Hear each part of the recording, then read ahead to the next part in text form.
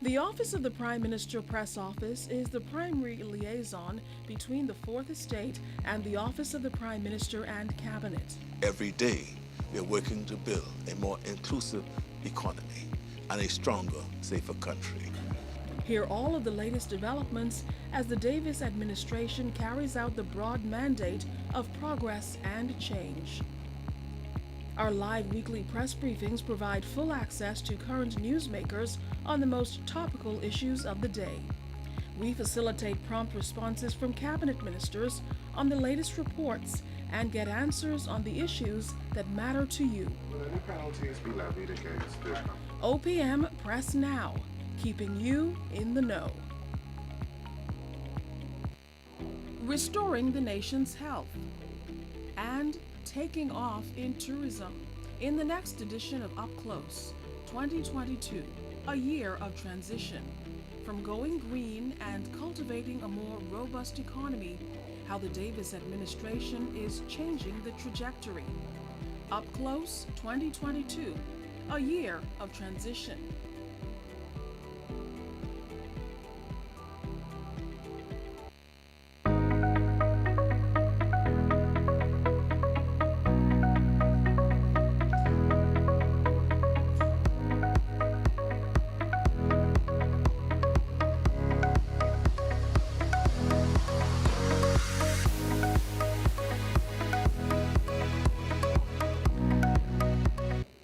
Good morning, everyone. Those joining us in the gallery and via the stream, it is a pleasure to welcome you to the Office of the Prime Minister's weekly press briefing. We have an exciting briefing plan for you today that lays out just everything that we have going on in the country and a lot of information that you've been asking for and that you need, especially for our journalists to do their job so well. Without further ado, I am going to introduce Press Secretary Clint Watson, who's going to introduce our speaker for today. Clint.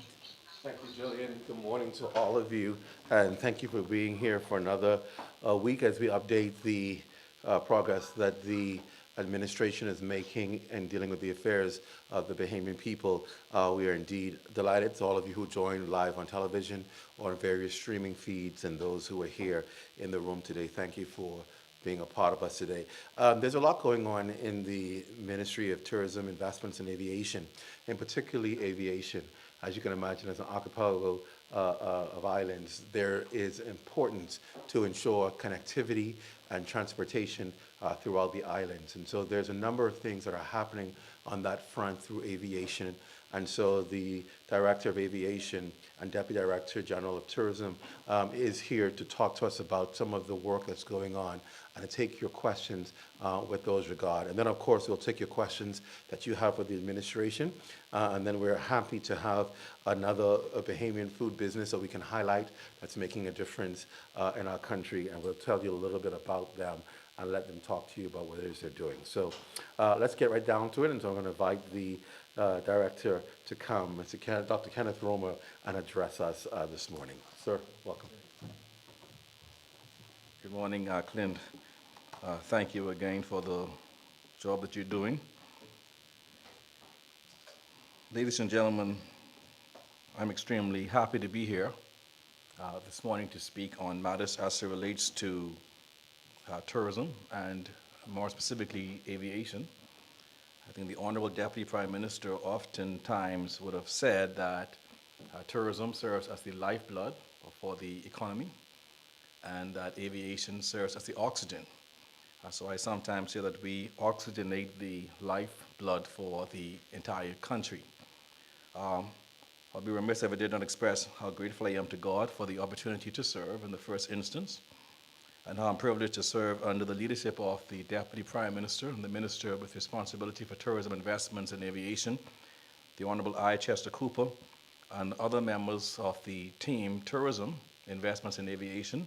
Many of us are aware that at this time there is a memorial service being held for Mr. Myers, who served as a tourism icon.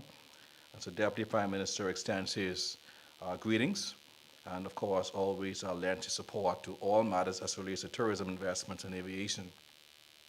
Many of you are aware that yesterday we recognized that day as the International Women's Day 2023.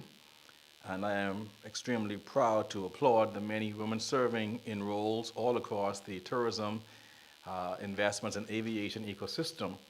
I think our country is built on the back of some really strong women whose contributions have really caused us to be a nation we can all be proud of. And speaking of strong women, there are some in my own life I wish to recognize today. My daughter Kennedy, who is in Canada, my wife Crystal, and my mother Naomi Kamabach, who celebrated 70 years just last week. She's a very strong, androgynous woman, and she can discipline or spank me any longer, but I might be in great trouble if I did not recognize her on the role of family Allen woman. I'm very proud to be a family Islander myself, and so this particular initiative that speaks to the renaissance of Family Islands Airport and the infrastructure that supports airlift and the growth and development of tourism is personal to me. So I'm both privileged and proud to speak again on an initiative that is going to serve as the renaissance for Family Islands growth and development. I think most of you are aware by now, and I think the presentation might be we'll just kind of navigate, we'll make this available, of course, to you. If we can go down to the whole idea of the Bahamas public airports, I think we're all aware that the government still retains the ownership of some 30 airports across our archipelago. We do know that out of those 30 airports, that LPIA is really managed and operated by NAD through Vantage. We established just a few months ago the Freeport Airport Development Company that has oversight for the Grand Bahama International Airport. And of course, you know, the lion's share of our airports are really managed and operated by the Airport Authority through the Family Island Airport Development Department, who has responsibility for managing, operating, maintaining, developing some 28 government-owned aerodromes located throughout our Family Islands. Of course, these aerodromes are classified in tiers, and the tiers, of course, speaks to traffic volume, international traffic. It speaks about the allocation of resources, how we allocate resources, and lend focus, attention, developing the capabilities of these Family Islands. Ladies and gentlemen, you'll be aware that on the 1st of March 2023, that the government of the Bahamas launched an exciting and aggressive, and some persons even argue that it is perhaps the most comprehensive airport development project in our country's history. When we launched the preliminary stage or the request for pre-qualification, the bidding process for some 14 Family Islands throughout the Bahamas, when we initiated a public-private partnership that will ultimately lead to airport operations and development. And we believe that it will strategically position our country to really be more closely aligned and to really take advantage of the growth in tourism and the hospitality sector. We believe that in a post-pandemic era, when we speak about recovery, that these are the critical conversations that we must be having and the critical decisions that we must be making. We believe that this project will really unlock infrastructural growth beyond the next 5 years. It will be a part of our national strategy for the development of aviation again throughout our archipelago. I believe that concurrent and timely capital investments is going to seek to optimize levels of service, and this is critical for us as a tourism-dependent nation. We are really going to look and see how we can take service to the next level, optimizing levels of service. Tourism has done a phenomenal job in helping to position us in terms of regaining our market share post-COVID. But there is so much more that we could do in terms of enhancing capabilities and really taking advantage of operational efficiencies and unlocking sustainable business growth through resilient and durable development. So you're aware that on the 1st of March, a notice for request for pre-qualifications was issued through the doabahamas.com website.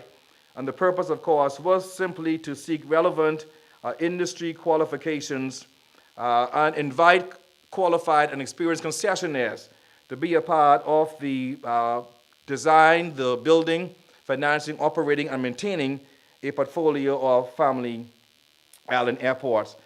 We believe that it's going to be a multi-stage process. It begins with the RFPQ. It's going to go into the RFP, where we will be inviting persons to negotiate with us, and then it will ultimately end with persons who would make final offers to us. But again, we foresee it attracting interested and qualified parties, and we're going to solicit competitive market-led proposals, and it will lead to the process where we evaluate these proposals and eventually, as I said before, select qualified and experienced partners. I'll segue very quickly into the objectives of this particular program. We go to the slide about objectives very quickly. This is going to be very important because Deputy Prime Minister Cooper speaks to it as the Family Islands Airport Renaissance Program. And he had forecasted that this will revolutionize aviation. So there are several key objectives to this PPP initiative to select these qualified concessionaires. First of all, we do intend to operate airports as profit centers. We do know that some airports are profitable and some are not profitable. So there will be discussions about bundling airports where we are able to match the profitable ones with the non-profitable ones. But overall, we seek to operate airports as profit centers. We believe it can be done throughout the 14 targeted airports, exclusive of Grand Bahama and Great Harbor Key, which was launched in 2022. Grand Bahama, of course, an announcement is imminent with Grand Bahama. And when we have these airports operating profitably, there's going to be some responsibility for maximizing revenue and managing costs to generate and optimize profitability. The next key objective is that we do intend to attract more international traffic to the airports, and it will serve to generate economic growth and employment. Critical, again, especially to our family island communities. I'll speak to that a bit more specifically as it relates to international traffic from the tourism perspective. Some really good and exciting things when we look at 2019, 2022, and we are off to an incredibly impressive and I dare say historic start for 2023 when it comes to direct international traffic. A third objective is that this program is going to really provide capital financing, technical knowledge, operational efficiencies. We're going to import these things from the private sector, aligning it with best practices to really achieve profitable levels of performance and economic growth. Objective is to deliver facilities and infrastructure to provide sustainable and resilient solutions. This is very important to us because you will hear us speak consistently about these airports incorporating sustainable models. We do know that we are in a hurricane zone. Abaco and Grand Bahama and other islands would have been significantly impacted. So when persons come to us about designing airports, sustainability and resilience are going to be key components. And lastly, an objective is to expedite the required upgrades to facilitate infrastructure impacted by Hurricane Dorian, more specifically Abaco, Marsh Harbor, Treasure Key specifically, and also Grand Bahama would have been prioritized in terms of development because they would have been devastated by Hurricane Dorian. So quickly again, the goals of the government is really to move ahead aggressively with these airport infrastructural development projects. We launched again in March. We do believe that by summer we would need to come to you again and speak about the selection process. And we do believe that this year you're going to see shovels in the ground. As a matter of fact, we do forecast going into New Bycat Island on the 23rd of this month and putting shovels in the ground. Deputy Prime Minister and both the Prime Minister would have forecast, again, the aggressive strategy when it comes to realizing these goals. I just want to very quickly move into the 14 airports targeted for development. Again, some of these airports that we are speaking about were a part of the goals of the previous administration when this was launched, developing at that time about 8 airports. Great Harbor Key was one of them, opened in December of 2022. Grand Bahama was a part of the original portfolio that went out to market last year. An announcement, like I said, is imminent. But the following 14 Family Island airports have been selected specifically for this program. We're going to go in order of airports: Abaco, the Leonard Thompson International Airport at Tier 3, Sandy Point and Treasure Key airports, Andros, Congo Tong Airport, Cat Island, New Bight International Airport as a part of this particular portfolio. Eleuthera is going to get triplets when it speaks to Governors, Harbor North, Eleuthera, and also Rock Sound. Exuma, main Exuma Airport, is going to be targeted for development. As a matter of fact, we are pleased that development has continued and construction in earnest in Georgetown, Exuma, and the Exuma Keys, 3 in the Exuma Keys, specifically Black Point, Farmers, and Staniel Key.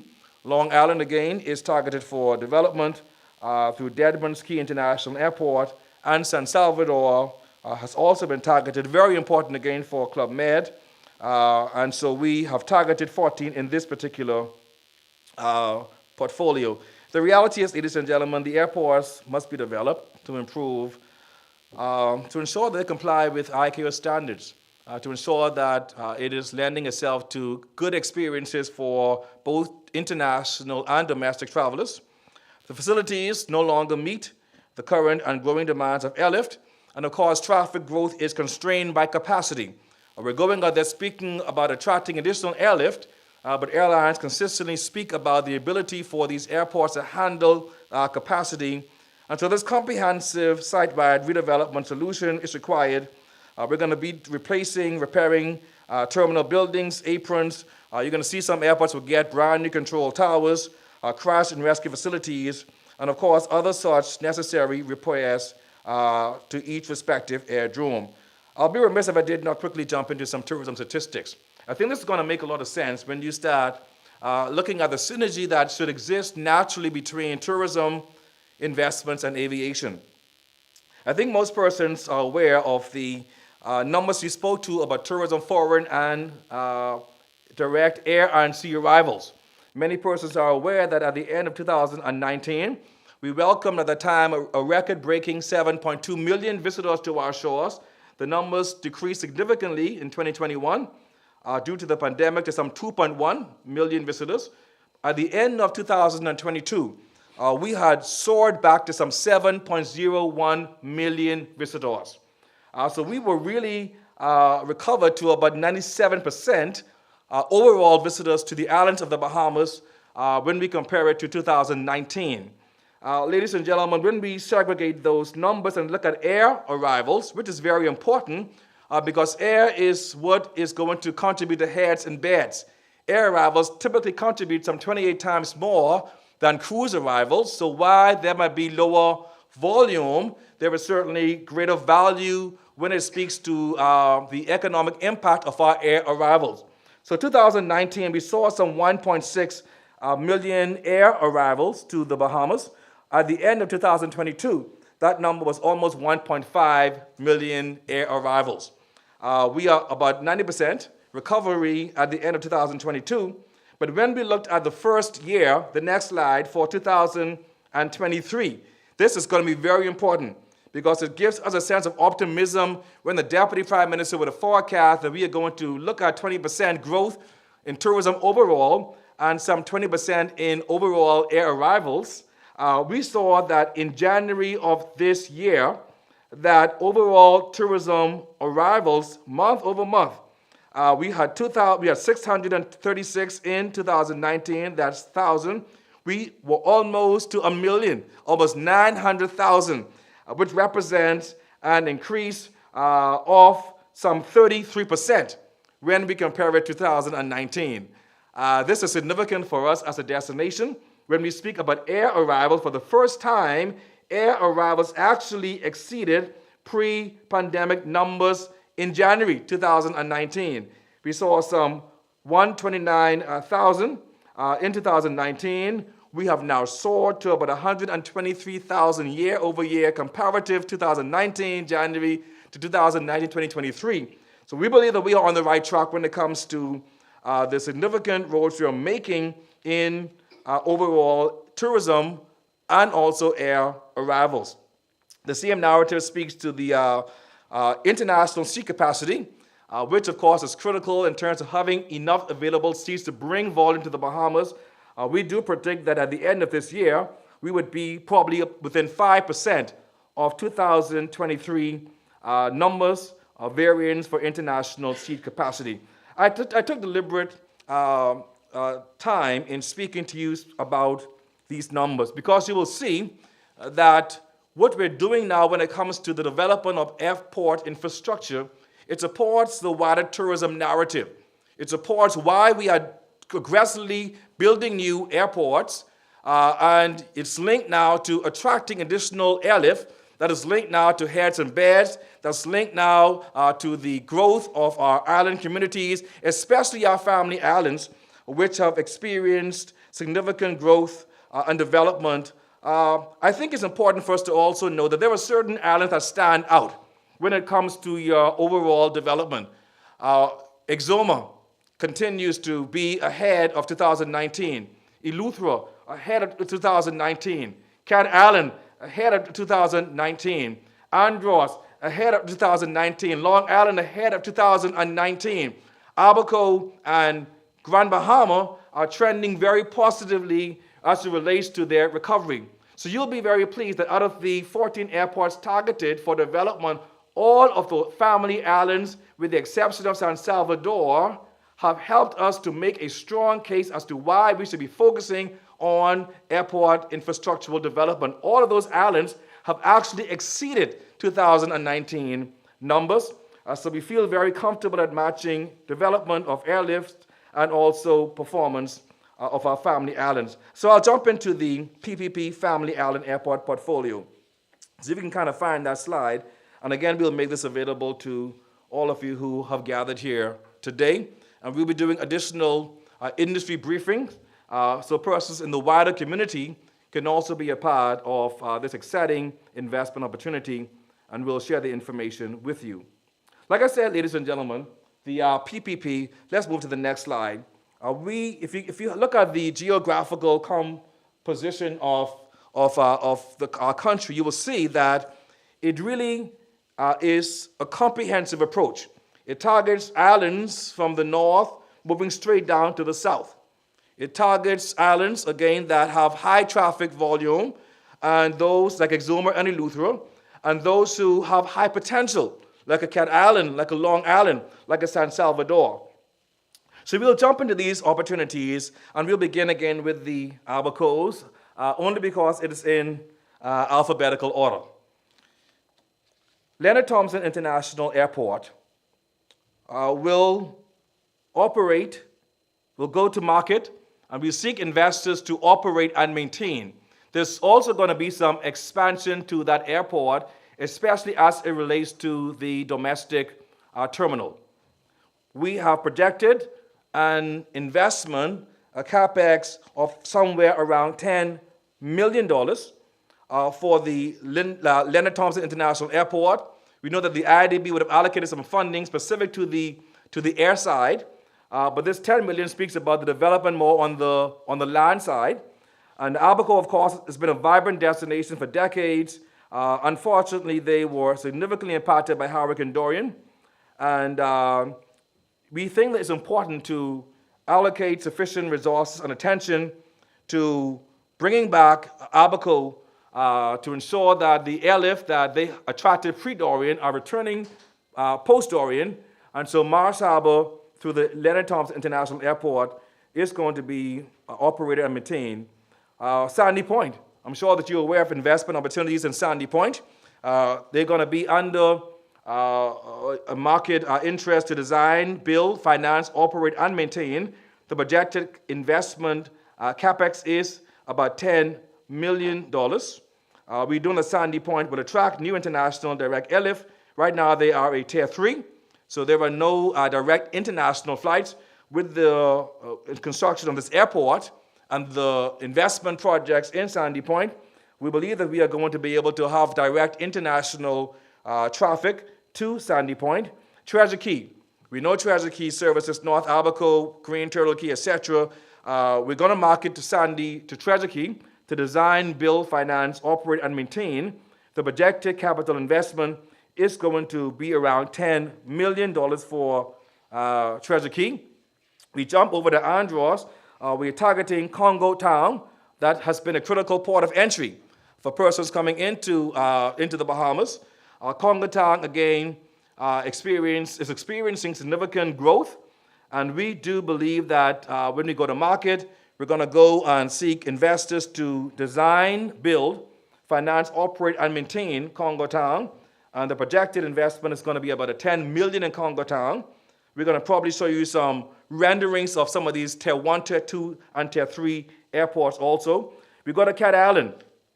Cat Island, again, has been, and I think I have a show and tell for Cat Island. Cat Island Airport is going to, again, break ground very shortly.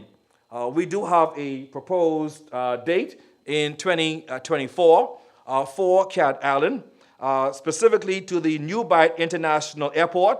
We do project that the CapEx, or the investment opportunity for capital expenditure, is going to be a projected $18 million. This airport is going to be built, designed, financed, and operated and maintained. Again, we already have renderings again for the New Bight International Airport, and we'll share this with you. I think one important thing about this particular airport, it could become a model for sustainable airports. So there are certain components in this particular airport that speaks about sustainability. You'll see there are some indigenous attributes. There are things that speak to culture, a sense of place. But when we look at sustainable airports, we believe the Bahamas is uniquely positioned to be the regional leader when it comes to sustainability. So this is Cat Island, New Bight International Airport. There's going to be some work also done on the Arthur Sang Airport through the Airport Authority, and that is work we estimate will be done in this particular calendar year. We could jump now to Eleuthera. I call it Eleuthera now the triplets. Eleuthera is going to have the North Eleuthera International Airport, and many of you have seen the photos like we have also, with a person standing under the tents and in the sun, being exposed to the elements. We are under tremendous amount of pressure in North Eleuthera, but I'm pleased to announce that North Eleuthera is going to get a projected investment that mirrors Exuma, Georgetown Exuma, and that investment is going to be somewhere around $65 million for both airside and landside development. IDB would have signed a contract for airside development just a short while ago. Airport is going to be built, financed, operate, and maintained. North Eleuthera Airport is one of the busiest airports in the Bahamas. Provides airlift for residents, visitors. We look at the iconic, the world-renowned Harbor Island. And so the upgrade of this airport is going to really create further route development for direct flight, both domestic and international. This is extremely important because North Eleuthera has significant amounts of investments targeted. And so these airlifts are really going to, and airports are really going to support additional airlift. So Governors Harbor, design, build, finance, operate, maintain, projected sum $18 million for the Governors Harbor Airport. And also Rock Sound is going to go to market with design, build, finance, operate, maintain, projected capex of some $18 million. We segue now into the Exumas. Again, that has significant amount of traffic and investment potentials. The mainland of Exuma, you would see from the presentation, the new proposed Exuma International Airport. This is going to be a wonder and a beauty. We're looking at scalability. We're looking at sustainability. We are looking at the potential to generate revenue and attracting new airlift. There are consistent talks with international legacy and new carriers about bringing additional airlift into Exuma. But again, the attraction is constrained by capacity. We just don't have sufficient room in the airport to contain additional airlift into Exuma.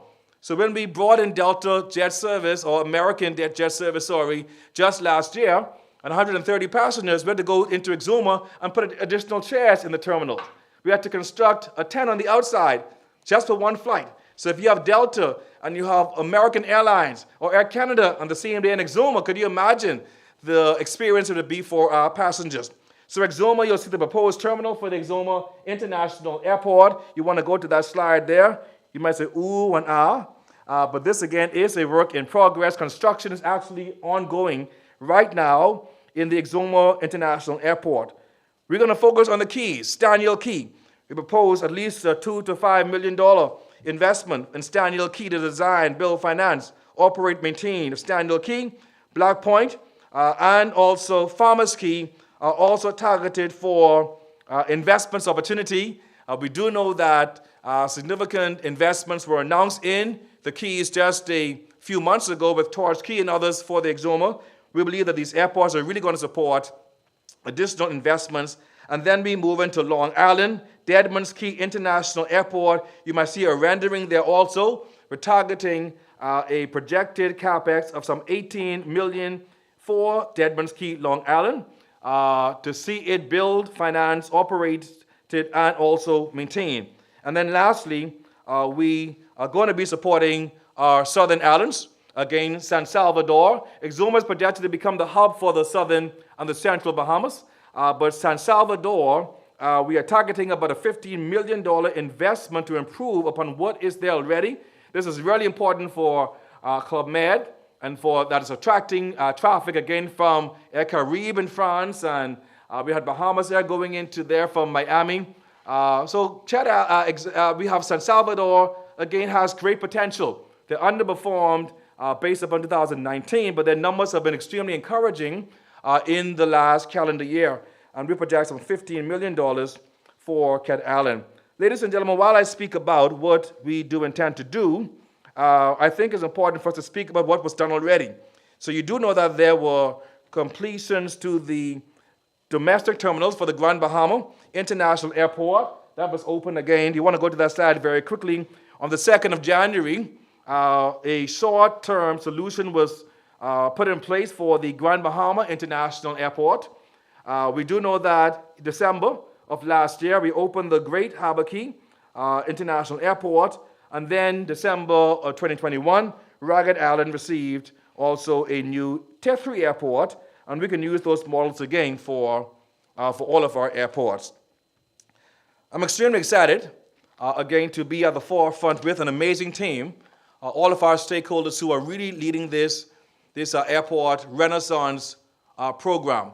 I think it speaks to a wider national imperative to address the state of our family islands and their infrastructure. We want to look at unlocking the economic growth. We want to look at attracting new airlift. And we want to ensure that the experience for both domestic and international airlines and travelers, again, are at a standard that makes us feel proud as a country, especially during our 50th year of independence. Again, we feel this is somewhat historic, again, for the country. Many persons have cried about the state of our airports infrastructure.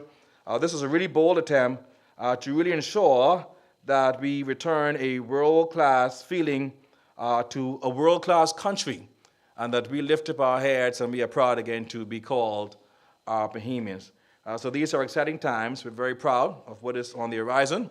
And at this time, I'll be pleased to entertain questions if there are any. I'm not begging you to ask questions, but if there are any, I'll be more than pleased to address them at this time.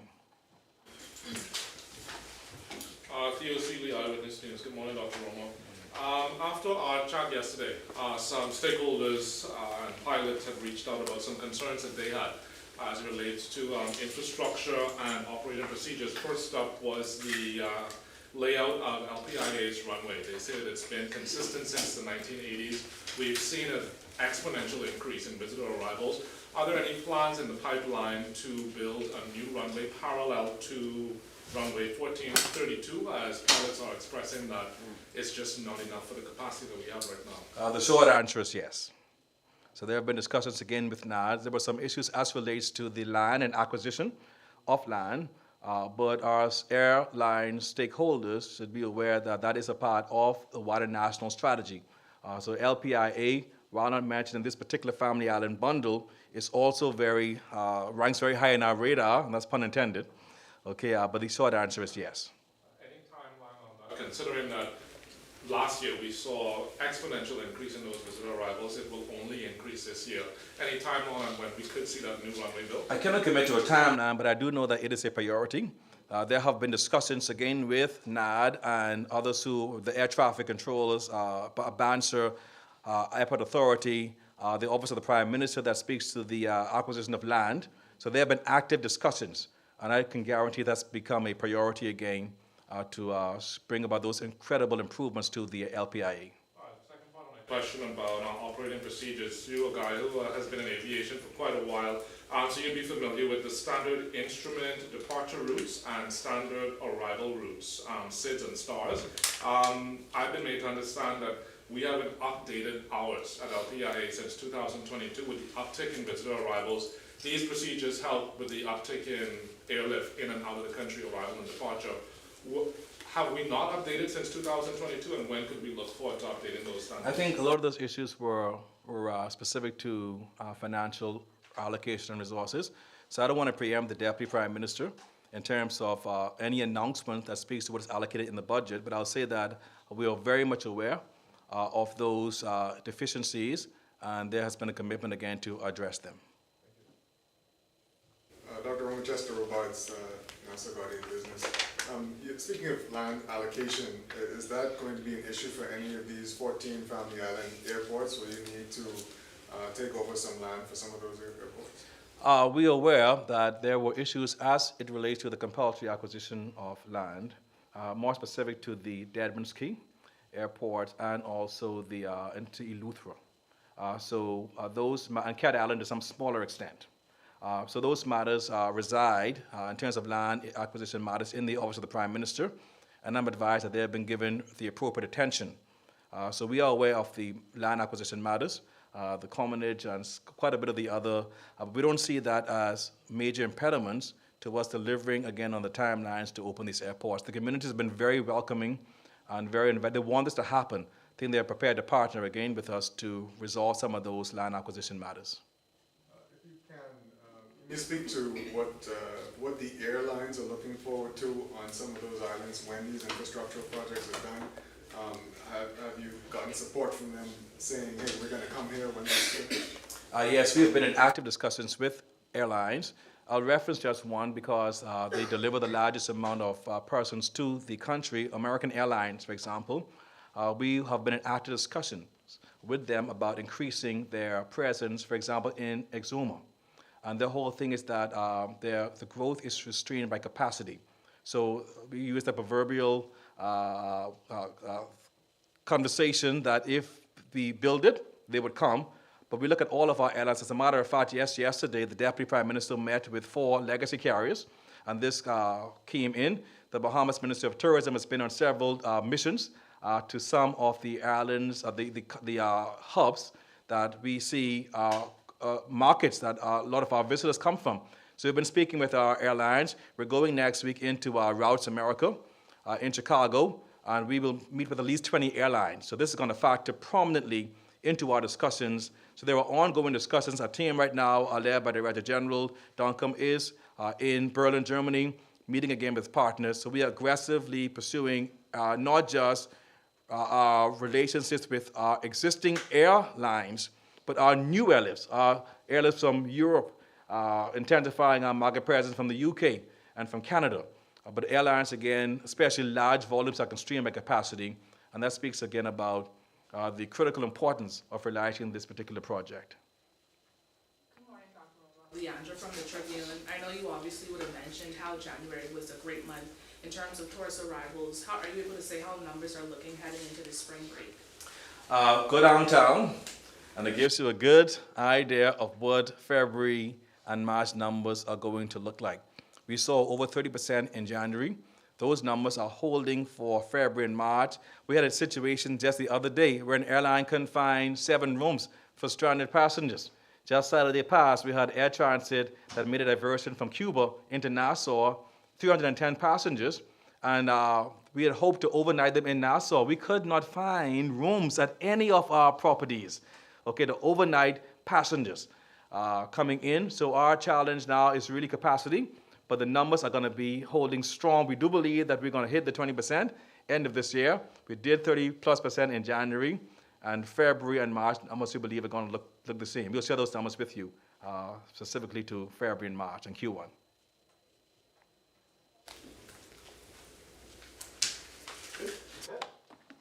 Thank you, ladies and gentlemen.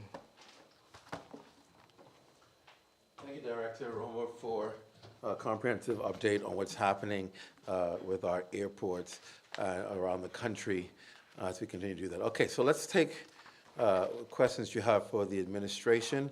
And we're going to begin with Shelley Lewis, Global Radio. Shelley, any questions for me?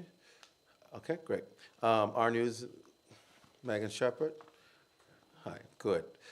Carla Palmer, is that an S? Hi, Carla. The gas retailers, is the government meeting with the gas retailers? They will complaining. The latest update on that, the minister responsible, Michael Alcides, Senator Michael Alcides for Economic Affairs, he is going to be addressing that matter in the Senate. The Senate is meeting this morning. He's going to address that matter regarding gas retailers, so I won't preempt his address on that this morning. But the government always remains open to meeting with retailers. We've never not met with them, and so he'll speak more to that and to their ask in the Senate this morning. The Contractors Association, they also expressing some concern that too many foreign contractors and consultants are here and taking the local jobs that to be had. We've always met with the Contractors Association, which is the body that represents contractors in the country. They've expressed concern in the past. I can't speak to any specific recent concern that they've expressed about foreigners. As you can imagine, the Contractors Association could be referring, if there are concerns, to a number of agencies that deals with contractors. For example, Ministry of Works, Housing, a number. But we don't have anything specific that I can speak to at this point regarding any concern. All right, let's go to Chester Robots. Anything from the Guardian? Yes. Good morning. Just wanted to find out what the government's justification is for allowing the RCI project to move forward, given the position they took while in opposition. Okay, it's a good question. I've seen there being commentary surrounding and regarding that. And a couple of things I want to say first about regarding that, because there was concern about local vendors and how they'd be impacted. That is expected to be minimal to none. The targeted visitors for this project will be a small percentage of visitors who do not leave the ship when it's in port. And so this is designed for them. So it's not designed to impact people who normally go and visit our local vendors. Secondly, regarding the Prime Minister's position while he was in opposition, this is what he wants you to know. This is what he said, and I want to be clear regarding that, supporting the project. The key point is what was presented and approved in principle is a revised proposal, which is smaller in scale and excludes a significant amount of government land. There's about 4 acres of Crown land that is connected to the revised project, and that 4 acres was granted in May of 2021 prior to this administration taking office. It is also important, Chester, to note that RCL has committed to creating some entrepreneurial opportunities for Bahamians, including the ferry service to be fully operated by Bahamians and owned by Bahamians. These were additional asks that were specifically included that the government wanted to ensure Bahamian stakeholder and ownership in this. Also, Bahamians will be able to invest up to 49% in this project. So when you look at what Prime Minister Davis in opposition would have said, it was based on what the circumstances at the time were presented. That has changed. This is not that same proposal. This is a different proposal, which does not include the disputed land that was taking place. It is a complete different proposal, a scaled-back proposal on land that they would have purchased, and of course, the 4 acres of Crown land that are being granted by the prior administration. So it's based on that the decision was made to move forward. But while we're talking about that, I think it's also important to say that this project will be the first unprecedented project to allow government to have an equity stake in investments. So the Sovereign Wealth Fund will be developed based on legislation that's being presented in government, that government is introducing. This legislation, as you may be aware, will provide for more responsibility and transparency in management of government's assets. It also ensures more economic return for taxpayers. In other words, what it's really saying is that the government is ensuring that there's more return for the Bahamian people, particularly when there's leasing of any crown land, that there's a stake in it. So this is really the first time this is happening, and you'll see more of that happening where government can ensure that there is a partnership, an ownership, and a return for the Bahamian people on investments. That is something new that this administration is looking to implement in that regard. I don't know if you can say, but what the structure of the investment, the equity investment for Bahamas will look like yet? Not yet. It'll be introduced when they talk about the legislation. More of that will be discussed then. Okay. All right. Thank you, Chester. Leandra, Roll Tribune. Hi, Leandra. Hi. My questions was asked, but I have another question. I want to know when renovations on Government House was due to be completed. I think at last time they said it would have been February, but I know obviously renovations are still ongoing, so I want to know, get an update on that. We were there for state reception doing CARICOM, and so we saw that it's pretty much almost there. We haven't gotten a timeline. You may want to reach out to Government House to find out when they expect full completion and operation, but we haven't gotten a new timeline on that yet. All right, thank you, Leandria. Who else do we have here? Destiny. Is Destiny here? Hey, Destiny, anything for me? Theo, Eyewitness News. Hi. First question, government officials are currently at a meeting at the United Nations where gender equality is being discussed. Is the Davis Cooper administration ready to, I guess, make a formal statement on its stand on marital rape, and was marital rape a part of those discussions in that UN meeting? We have nothing back yet from the team who's traveling there. They're still there, and so we'll wait their report on their way back from that conference. It's been almost 1 month since that incident was caught on tape at the barber shop off of Bacardi Road. Men believed to be immigration officers seen assaulting two barbers. Any update? I mean, it's been a month now. The incident was caught on tape. When could we hear what exactly is being done? Have those officers been put on administrative leave? Any update? The only thing I can tell you is that it was turned over to Royal Bahamas Police Force investigation. I think you should talk to the police to get an update on what's happening there. Only thing we know is that it was turned over for an investigation to them. Where they are in that investigation, I couldn't say. Any update on the closure of the eastern entrance to Cabbage Beach? I know that it was an issue for a business that sits there for a while. The Haymans have complained about it. Had that matter been addressed as yet? Deputy Prime Minister, the only thing he's saying on the matter this time is that there is accessibility with uninterrupted beach access next to the Rio. So people can still access the beach. As for what's happening at the eastern end, I think there's still in some discussions regarding some concerns there, but there is still accessibility and uninterrupted access to the beach by Rio. The port is opening in May. That's just a few months away. 9 buildings have been given demolition orders. What's the timeline on when those buildings will be coming down? Are any of them owned by Bay Street Boys, and who's footing the bill? As I would have said to you last week, we have nothing further on that just yet. So no timeline on when they're coming down? Nothing that we wish to announce right yet.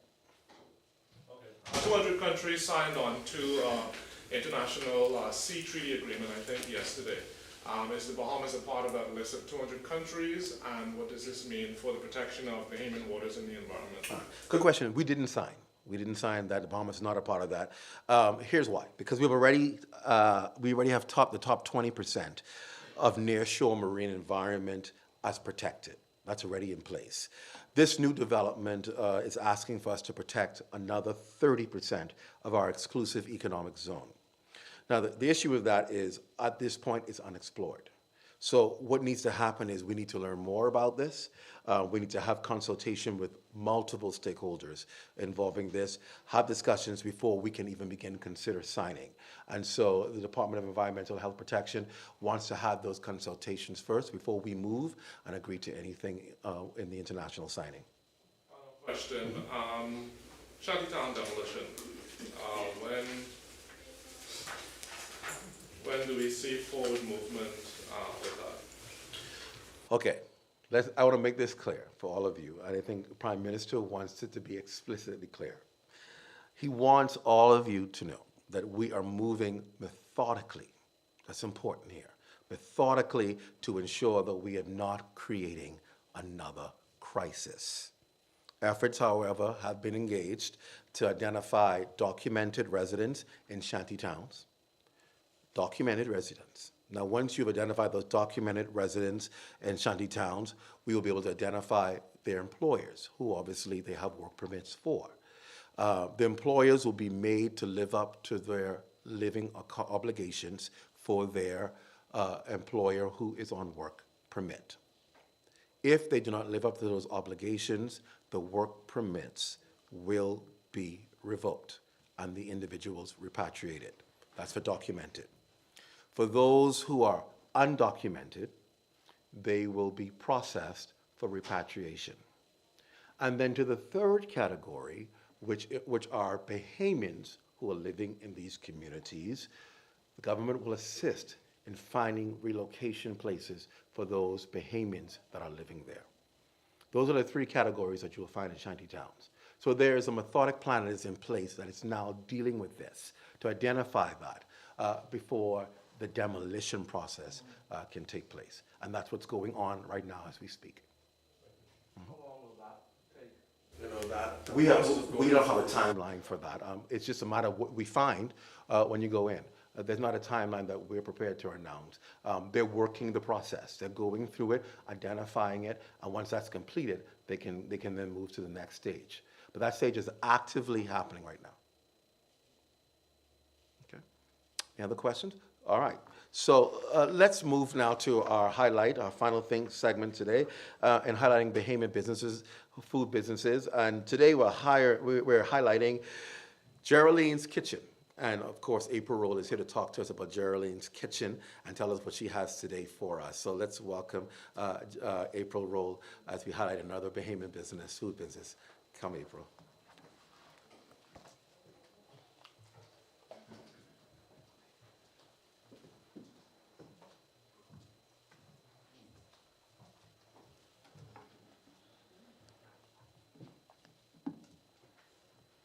Good morning, all. This is Geraldine, the founder of G's Kitchen, and I am the co-founder, April Roll. The pandemic in 2020 was a difficult time for everyone, but as the saying goes, tough times don't last, but definitely strong people do. And that was our philosophy, and it still is, behind G's Kitchen. In order to offer some of the foods that have been eaten in the feasible restaurant at the time, but were not feasible due to COVID restrictions, the founder of the company began cooking in her community. She began preparing recipes like shrimp fettuccine pasta, brown sugar garlic wings, seafood pasta made with conch and shrimp, and some exceptional Bahamian dishes all over. Visitors from all over Nassau, Bahamas have been knocking on our door ever since. We are a home-based business, and yes, we do deliver. We also offer catering services to wedding receptions, parties, and other private functions. Please feel free to contact us at 465-2620 or follow us on Facebook if you like seeing mouth-watering food and content. Thank you. What did you have today? So people want to know what you have. Did you say it? I was busy texting. Sorry. No problem. Yes, we do have shrimp fettuccine pasta, brown sugar garlic wings, seafood pasta made with conch and shrimp. We have some barbecue ribs dinner, along with peas and rice, coleslaw, just the favorite dishes Bahamians like to enjoy. Look at the smiles on their faces. Quickest way to get the media to smile. Thank you so much and all the best. Congratulations. That ends our press briefing for this week. If you do have any concerns, questions, or anything you need information on, feel free to always reach the Prime Minister's press office. Our team, we're here to help you. Thank you. Good afternoon to all of you.